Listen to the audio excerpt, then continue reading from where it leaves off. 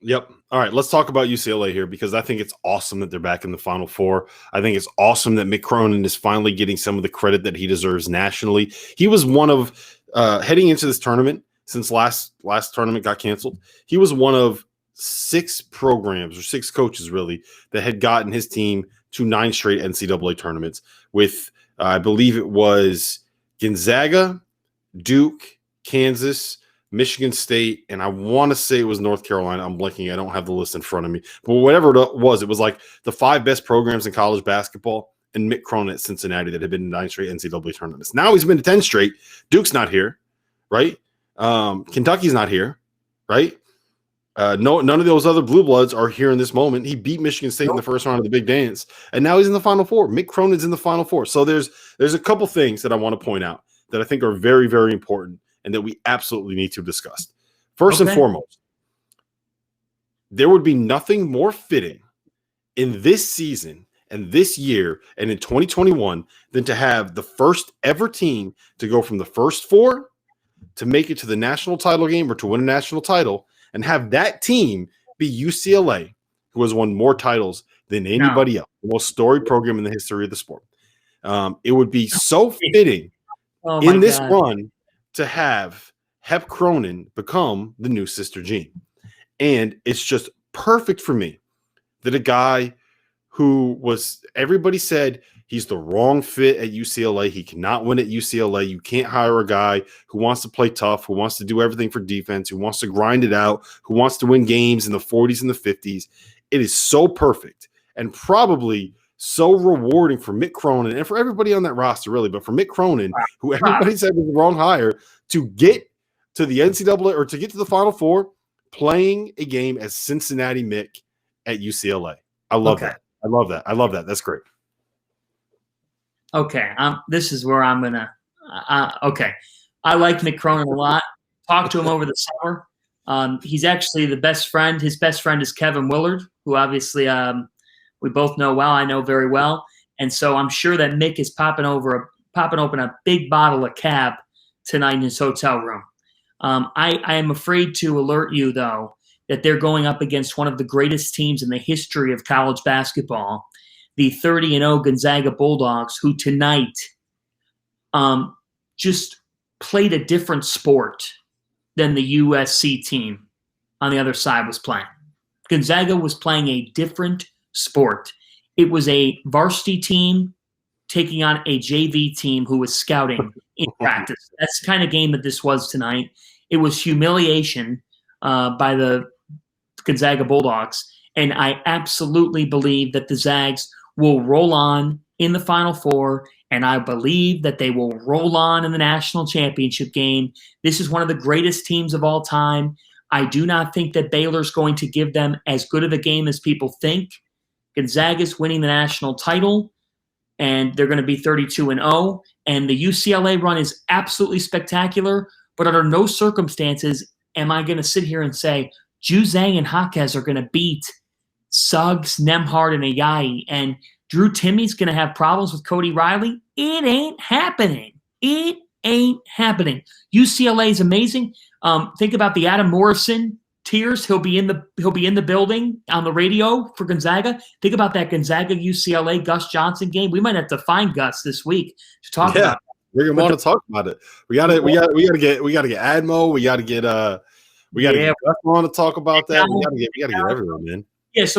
But for me, I hate to be I hate doing this because you got to play the game, and Mick Cronin's going to try to make it a grinder. I don't see how you're limiting Gonzaga offensively to the degree in which UCLA was able to do it against Michigan tonight. Yeah. I absolutely agree with that. I've said all along that I think that Gonzaga is just going to roll through and win every game by double figures and blow everybody out. I will say this though. Didn't you think USC could give them a game? Didn't who? Didn't you think USC could give them a game? No, I did. Yeah. So I thought that's the point that I wanted to make. So, okay. I thought that what would happen against USC is that. So we talked about this a little bit before, right? So much of what Gonzaga does comes through like throwing the ball into Timmy and taking advantage of the fact that you can't stop him one-on-one, more or less, right? And that's what USC is the best at. They are the best. Well, before this game, they were the best team in the country at 2-point field goal percentage defense. And that's because Evan Mobley has this unique ability to take away anything within 12 feet of the rim and just make life miserable for anybody trying to hit a shot within 12 feet of the basket. And what did Gonzaga do? Well, in the first half, they scored 30 points in the paint. USC had not given up more than 36 points in the paint for an entire game. No more than that. Gonzaga put up 30 in the first half. On the season, USC allowed teams to shoot 41% from 2-point range. In the first half, Gonzaga shot 18 for 29, which is 62%, which, to be fair, is 1% lower than what their record 63% 2-point field goal percentage on the season was. So USC did a pretty good job. They got them down from 63% to 62% from 2-point range. Drew Timme had 7 field goals in the paint in the first half. He posted up Evan Mobley and hit him with a jump hook. He went by him, went around him with a spin, and finished with his left hand around him. He went right at Evan Mobley and kicked Evan Mobley's ass in the paint. And if you are going to tell me that Gonzaga is capable of going up against the team that is the best at doing one thing in the country, saying, okay, what we're going to do offensively is attack that one thing that they do better than anybody else and kill them while doing it. It just, that was, what I'm trying to say is like what Gonzaga was able to do in that first half against USC was so impressive based off of what that specific matchup was that I'm just sitting here like, how can anybody stop them? USC was perfectly designed to be able to stop what Gonzaga wants to do, and they had no shot. And it was so evident 2 minutes into the game. Yeah, it's the best passing team that I've seen, and I haven't been around this sport too long, but I'm 25 and have covered Villanova teams very, very closely, and this Gonzaga team is better offensively than those Villanova teams. In 2018, Villanova had 4 professionals on the floor, 4 of the top 33 picks in the draft. This Gonzaga team is even better than that. And you know why, Rob? Because you can't really pick a poison. You can't. You could say, in theory, that you're going to play a little bit off Andrew Nembhard and you're going to play a little bit off Joel Agayi and say, we'll have them shoot threes. But they've been consistent enough and a threat enough to say, I don't know what you do. Now, I see what someone said here, and one of the Baylor fans who's been very, very good, and I give him a big applause. I see you. You got the B logo. I forget your name, but feel free to comment back. You're right. You're right. Baylor's defense, Rob, could for periods of time hold down Gonzaga's offense. But here's where I flip things. Because of how great Gonzaga is offensively, that overshadows the fact that this team is pretty good on defense too. Mm-hmm. They do a good job of racking up stops, and when they string those together, they're lethal in transition. So where I have apprehension about a potential Gonzaga-Baylor title game is, like, I'm just wondering how Baylor is scoring the ball consistently. Andre says, pick your poison. When Brunson went into the post, Villanova was unstoppable. No, Villanova was an outstanding offensive team that year. What I would say is where I differ on Villanova 2018 versus this Gonzaga team is Gonzaga has better post play than that Villanova team had with Timme and Kispert combined. I thought Omari Spellman was good. He wasn't at the level Timme and Kispert have been at, particularly Timme. Yeah, they're also like very much built differently, like, right? Like with Omar Spellman, the whole, like his entire existence and his entire value to that Villanova team was his ability to one, protect the rim on one side of the floor, and 2, be able to step out and knock down, catch, and shoot threes so that Villanova could do their whole like inverting the offense and posting guards thing, right? And you just create all the space in the world because you can't have your 5-man guard both Omari Spellman and help out on Jalen Brunson, who is going to just body any point guard in the post. With Gonzaga, their offense is built to, like, basically what they want to do. Like it looks complicated and they run a lot of NBA stuff, but the heart of it is very, very, very simple in the sense that what they're trying to do is run Corey Kispert off of different kind of screens and flares and pin down actions to try to get him open.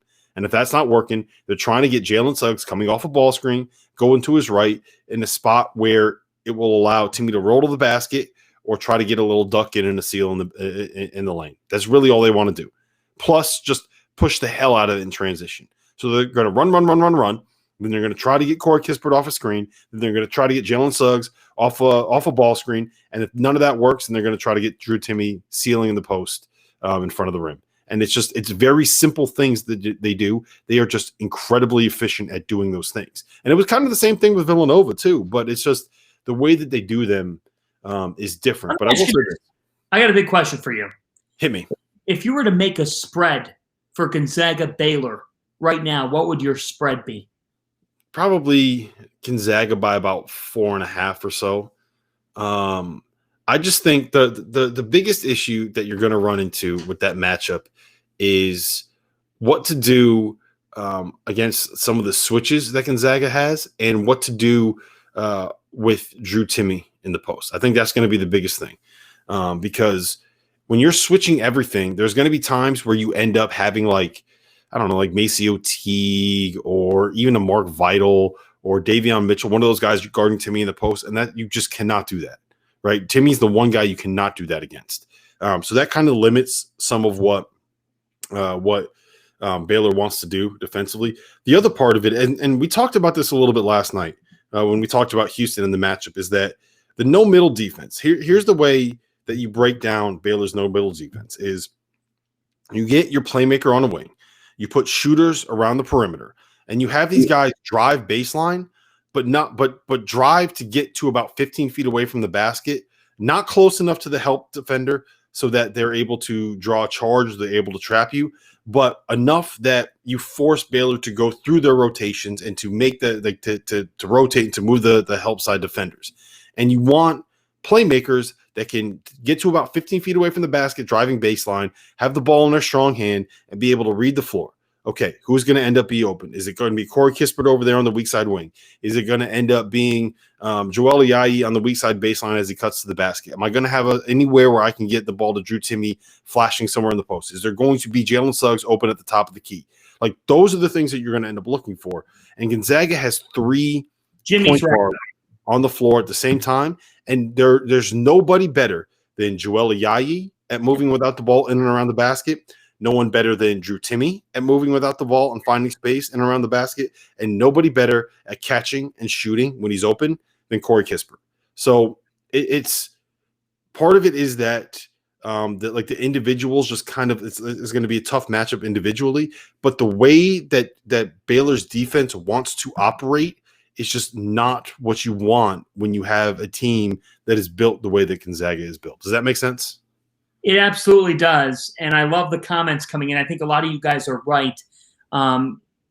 Jimmy Blower made a couple of good comments there. You got to be able to get Timme into some sort of foul trouble. Yes. That's to happen. And I do think that history in baseball is right in that Kispert is the X factor. I think Kispert is an X factor and so much more for Gonzaga because if he's knocking down perimeter shots, his game is just so solid, so well-rounded. But I just don't know, Rob, like watching Baylor offensively at times, they go through their droughts. And by the way, it's not a foregone conclusion that Baylor beats Houston. I expect Houston's guards to be able to pressure Baylor. And if Houston can get off to a good start, I know it sounds cliche, but you can't be trailing Baylor. You can't. You can't be trailing Baylor. Houston's got to set the tone of this game, not defensively. I have confidence on that end of the floor. But can Dejan Jarreau and Quinn Grimes make enough plays early in this game? And can Houston knock down a couple of perimeter shots? Sasser hitting threes could be big in this game. We've talked about Gorham's ability to rebound the ball. Houston has a chance. They have a good chance. And in fact, I think that's going to be a close competitive game. Kelvin Sampson's too good, I think, to go down easy. But I think for the Cougars, they're going to have to – can they just get their legs under them and make a couple of shots? I think that Baylor's offense is capable of going through ruts and going through droughts. Mm-hmm.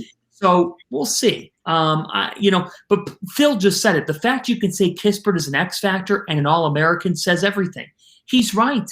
This is one of the greatest offensive teams in the history of the sport because They don't And rely on one guy, but they could. They don't rely on any one guy, but they could rely on one guy and win the game. That's the difference from Gonzaga and Michigan. Michigan can't rely on any one guy. Gonzaga could if they needed to. Yeah, and you know what the scary part is? There's two parts of that that's scary. One, the guys that like you haven't even mentioned, they're X factors. The fourth and fifth best starters on the team. One of them is Andrew Nemhard, who averaged 12 points and 5 assists while playing on a tournament quality team for 2 years as a McDonald's All-American as a point guard at Florida. The other one is Joel Ayayi, who last year averaged like 10 points, 6 boards, 4 assists as a complement, as like a secondary ball handler, and shooting 36% from the floor. Who is going to end up one day playing for the French national team, is probably going to be a pro. He's their fifth best starter. That's kind of playing as the fourth of this offense, just because like that's the only way that you can get him on the floor. And the scariest part is they have not even come close to playing their A game in this tournament. And they beat Norfolk State by 43. They beat Oklahoma by 16. They beat Creighton by 18, and they won tonight by whatever. What it ended up being 19 points. So they're running people off the floor, and we have not seen Suggs, Kisper, and Timmy all have a good game at the same time. That's worrying. That's really scary. By the way, Italian Stallion, can somebody please give Mick Cronin credit? Look, this is the best coaching job of the tournament. He made this a meat grinder tonight against a really good Michigan team that's been in a meat grinder before. And with Johnny Juzang's star power and Tiger Campbell's playmaking ability, I give a ton of credit to Mick Cronin for the job he did in this game and the way that he made Michigan play one-on-one basketball. That's really impressive defense by the Bruins. And Mick Cronin deserves all the credit in the world. He was doubted when he was hired in Westwood. He's overcome those doubters, and he silenced them. He won the game in the Cincinnati style that we all came to, if you're in Cincinnati, love. But for a lot of people that love quality, aesthetically pleasing basketball, you don't love it, but you respect it. And I have an immense respect for Mick Cronin. He's a throwback coach. He's got some players who have bought in, and he's done it in just his second year for a UCLA program that Rob, frankly, was reeling. Remember the articles 2 years ago about the flying and about how the job's nowhere near what it was, and John Wooden's just it's just such a memory of the past. It's nothing like that anymore. This is the type of run that gets your program back into that kind of